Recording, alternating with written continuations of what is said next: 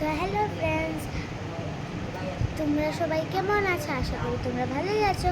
তা আমি এখন দেখাবো, আমি এখন দিব্য এসে গেছি। আমি ঘুরতে আমার ঠাম্মির ঘরে এসে গেছি।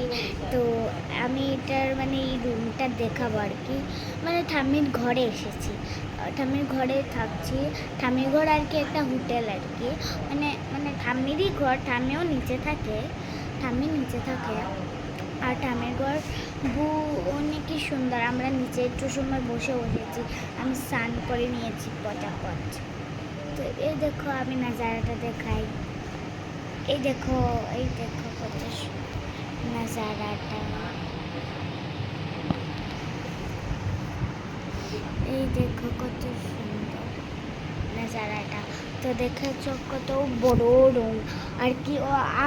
আমাদের জন্য খালি এই রুমটা রেখেছে ঠাম্মিয়ে। আর আমার মা উপরে স্নান করছে।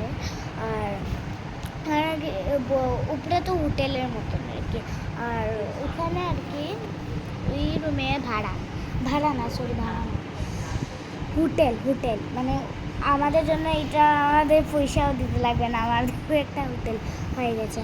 আর এই দেখো ওই ঘরে আছে, ভাড়া দিয়ে আর কি আছে। ওটা হোটেল না নাকি ঠামির ঘরটা। নিচে ঠামির ঘরে মিষ্টির দোকান আছে। ওখান থেকে আমার দাদু আছে, দাদু বোন, ছোট বোন। তো এই দেখো এতটা কি ব্লগটা। তো কিরকম লাগলো আমার কথাটা প্লিজ কমেন্টে জানিয়ে দেবে।